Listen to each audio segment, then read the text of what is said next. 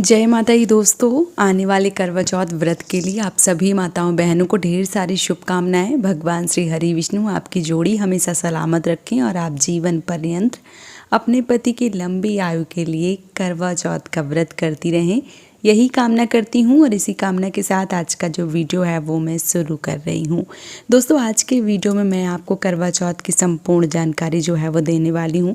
करवा चौथ कब है, नहाए खाए जिनके यहाँ होता है वो उन्हें कब करना है, व्रत कब करना है, पहली बार व्रत उठा सकते हैं या नहीं उठा सकते हैं, कौन कौन से 2 कार्य जो है वो आपको ज़रूर करने होते हैं। आज के वीडियो में संपूर्ण जानकारी जो है वो आप सबके साथ शेयर करने वाली हूँ। तो चलिए शुरू करते हैं आज का वीडियो। सबसे पहली बात करवा चौथ व्रत की, तो करवा चौथ व्रत जो है वो आने वाली 20 अक्टूबर को दिन रविवार को पूरी विधिवत रूप से मनाया जाएगा। जिनके यहाँ नहाए खाए होता है ऐसे लोग 19 तारीख को दिन शनिवार को नहाए खाए करेंगे और 20 तारीख को व्रत करेंगे। जिनके यहाँ नहाए खाए नहीं होता है ऐसे लोग 20 तारीख को पूरी विधिवत रूप से जो व्रत है वो करेंगे। नहाए खाए जैसी कोई भी जो कार्य है वो उनको नहीं करना है अगर उनके यहाँ नहीं होता है तो। अब क्या होता है कि जो करवा चौथ का व्रत है वो पति की दीर्घायु की कामना को लेकर किया जाता है, तो बहुत सारी बहनें पहले से ही तैयारी जो है वो करना प्रारंभ कर देती हैं कि करवा चौथ में ये पहनना है, ये वस्त्रों का चयन करती हैं, आभूषणों का चयन करती हैं। इसके साथ ही साथ बहुत सारी चीज़ें जो हैं वो पहले से ही शुरू कर देती हैं।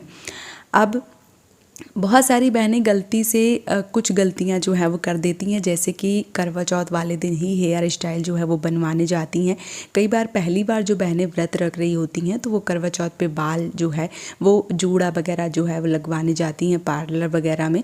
तो क्या होता है कई बार जैसे बालों को स्ट्रेट कर दिया या बालों को कर्ली कर लिया तो फिर जो बाल होते हैं वो एक्स्ट्रा कभी कभी बच जाते हैं। बहुत सारी बहनें उन बालों को कटवा देती हैं। तो खास करके सुहाग वाले दिन व्रत जिस दिन आपने रखा है उस दिन आपको बाल जो है वो नहीं कटवाने चाहिए। हाँ, आप हेयर स्टाइल वगैरह बनवाना चाहती हैं तो आप बनवा सकती हैं बेशक, लेकिन बाल जो है वो आपको नहीं कटवाना चाहिए उस दिन। ये चीज़ जो है वो आपको ध्यान रखनी चाहिए। ना ही इस दिन थ्रेडिंग वगैरह जो है वो करवानी चाहिए। आप 1-2 दिन पहले ही सारी चीज़ जो है वो करवा लें। जैसे कि इस बार शनिवार को जो मान लीजिए 1 दिन पहले शनिवार पड़ रहा है, रविवार जो है वो जिस दिन व्रत रखा जाएगा, तो शनिवार और रविवार दोनों दिन तो आप कुछ नहीं कर सकते हैं। और उससे पहले शुक्रवार पड़ेगा, फिर उसके 1 दिन पहले गुरुवार पड़ जाएगा। तो शुक्रवार का जो दिन है वो सबसे अच्छा है। इस दिन आप अपने बालों को थ्रेडिंग करवाएं या बाल मतलब सेट करवाएं, जो भी करवाना चाहती हैं वो आप करवा सकती हैं। जो बहनें पहली बार व्रत रखेंगी वो बाल बिल्कुल भी ना कटवाएं, क्योंकि कई बारी शादी का 1 साल नहीं होता है और बहनें जो है वो करवा चौथ बीच में पड़ जाता है, तो शादी के 1 साल तक बाल जो है वो नहीं कटवाए जाते हैं। जिन बहनों को नहीं पता है उनको मैं बता दूं कि शादी के 1 साल के बीच में अगर आप बाल कटवा रही हैं तो ये अपशगुन माना जाता है, अच्छा नहीं माना जाता है। तो ये बाल जो है वो आपको नहीं कटवाने होते हैं। जो बहनें कई वर्षों से करती चली आ रही हैं ऐसी बहनें अगर बाल कटवाना चाहती हैं तो वो शुक्रवार वाले दिन कटवा लें, क्योंकि उससे पहले गुरुवार और उसके बाद शनिवार पड़ेगा। रविवार को व्रत रखना है तो उस दिन कटवानी नहीं है। तो इस चीज़ का विशेष रूप से ध्यान रखें। व्रत जो है वो आने वाली 20 अक्टूबर को है, तो आपको 1 दिन पहले ही मतलब शनिवार को जिस दिन 19 अक्टूबर है उस दिन आपको पानी ज़्यादा पीना है, खाना कम खाना है। इस चीज़ का विशेष रूप से ध्यान रखें क्योंकि प्यास जो है वो ना लगे। वैसे तो शाम को खाना पीना सब कुछ कर लिया जाता है, लेकिन दिन में प्यास ना लगे इसके लिए जो ज़रूरी काम है वो आप 1 दिन पहले ही कर लें और कोशिश करें इस दिन आप आराम करें, तो ये आपके लिए ज़्यादा अच्छा है। जो बहनें प्रेग्नेंट हैं या जिनका बेबी छोटा है ऐसी बहनें जो फलाहारी व्रत है वो करें। कई बार जैसे फीडिंग वगैरह करवाती हैं बहनें तो दिक्कत होती है, तो ऐसी बहनें जो है वो फलाहारी व्रत जो है वो करें, मतलब जल फल जो है वो लेके व्रत करें। और जो बहनें मान लीजिए प्रेग्नेंट हैं ऐसी बहनें भी जल और फल लेके इस व्रत को करें, निर्जला व्रत ना करें, क्योंकि इससे आपके बच्चे को दिक्कत हो सकती है।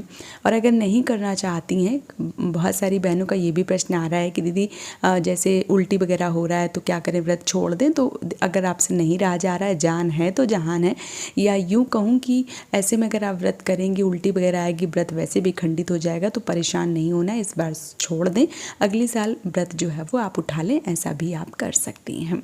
व्रत जो है वो पति की दीर्घायु की कामना को लेकर किया जाता है। तो जब आप जिस दिन व्रत कर रही हैं 20 तारीख को, उस दिन अगर आपके यहाँ सरगी खाने का विधान है तो 3 बजे 4 बजे इस टाइम आपको उठ के सरगी जो है वो खा लेनी चाहिए। सरगी में आप कोशिश करें नारियल पानी या शरबत वगैरह, जूस वगैरह, इन सारी चीज़ों का सेवन करें।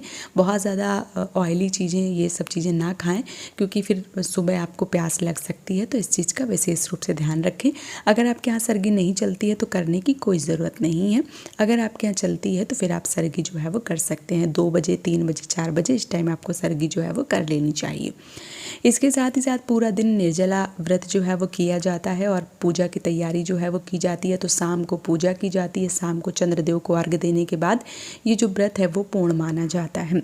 तो जिस दिन आप व्रत करेंगी, स्नान ध्यान करने के बाद में आपको अपने हाथ में जल और फूल जो है वो लेके व्रत का संकल्प लेना चाहिए कि आप अपने पति की, जो पति का नाम है उनका नाम लेके, कि आप अपने पति की दीर्घायु की कामना को लेकर इस व्रत को कर रही हैं। महादेव और माता पार्वती इस व्रत को निर्विघ्न पूर्ण करें, ऐसी भगवान से प्रार्थना करें। उसके बाद इस व्रत को शुरू करना चाहिए। तो जो बहनें पहली बार इस व्रत को करना चाहती हैं वो भी पहली बार इस व्रत को उठा सकती हैं, कोई दिक्कत नहीं है। जो बहनें पहले 1-2 साल रह के छोड़ चुकी हैं, दोबारा से इस व्रत को उठाना चाहती हैं, वो भी उठा सकती हैं, कोई दिक्कत नहीं है। बहुत सारी बहनों के प्रश्न आते हैं दीदी, बहुत सारे लोग बोलते हैं कि करवा चौथ का व्रत छूट जाता तो दोबारा नहीं किया जाता। ऐसा कुछ नहीं है, आप कर सकती हैं व्रत दोबारा। कई बार बहुत सारी समस्या होती हैं, जीवन है, इसमें तो विघ्न बाधाएँ आती रहती हैं, परेशानियाँ आती रहती हैं। तो हम ये सोच लें कि हमने छोड़ दिया अब हम ना उठाएं किसी के कहने से, तो ये सही नहीं है। आप करना चाहती हैं तो बिल्कुल पूरी विधिवत रूप से आप व्रत जो है वो उठा सकती हैं। कुछ चीज़ों का आपको विशेष रूप से ध्यान रखना है। जो बहनें पहली बार इस व्रत को करेंगी, शादी का जोड़ा, शादी का लहंगा, शादी की साड़ी जो भी है वो पहन के व्रत करें, ये अति उत्तम है। अगर ऐसा करने में सक्षम नहीं है या आपके मायके से पहली बार करवा आता है, उसके साथ साड़ी आती है, तो आप वो भी साड़ी पहन सकती हैं। लेकिन कोशिश करिए कि शादी का जोड़ा और शादी का जो लहंगा है, जो भी है, साड़ी वगैरह, वो आप पहने, ये विशेष रूप से आपके लिए फलदायी है। इसके साथ ही साथ सिंदूरा जो होता है उसमें 1 साल, जो बहनें नई नई जिनकी शादी होती है उनको पता है, जो पति जिस सिंदूरा से, लकड़ी का जो सिंदूर दान होता है उससे सिंदूर जो है वो लगाया जाता है। तो वो सिंदूर, पीले कलर का सिंदूर जो है वो भरा जाता है। तो कोशिश करिए कि पहली बार अगर आप कर रही हैं या आप जितनी भी बार कर चुकी हैं, आप करवा चौथ का व्रत रख रही हैं, तो सुहाग के जो भी व्रत होते हैं, जिस प्रकार का सिंदूर आपके माथे में लगाया जाता है, आपकी मांग में भरा जाता है शादी के टाइम, उस टाइम का विशेष रूप से मान जो है वो दिया गया है। तो आपको पीला वाला सिंदूर जो है वो खास करके अपने सुहाग वाले व्रत में ज़रूर भरना चाहिए। इन चीज़ों का आपको विशेष रूप से ध्यान रखना चाहिए। तो जो करवा चौथ का व्रत है वो 20 तारीख को है, 20 अक्टूबर को रविवार का दिन पड़ रहा है। तो बहुत सारी बहनों को मदद भी मिल जाएगी पति परमेश्वर की। बहुत ज़्यादा काम उनसे ना करवाएं क्योंकि आप उनकी ही लंबी आयु के लिए व्रत कर रही हैं। पता चले आप पूरा दिन उनको परेशान कर रखें, ये चीज़ें सही नहीं है।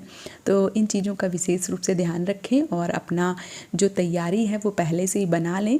और ये वीडियो मैं थोड़ा पहले इसलिए दे रही हूँ क्योंकि बहुत सारी बहनें गलतियाँ जो है वो कर देती हैं। तो मैं उनको बता रही हूँ कि बाल वगैरह जो है वो नहीं कटवानी है, थ्रेडिंग वगैरह नहीं करवानी है। इस चीज़ का विशेष रूप से ध्यान रखें।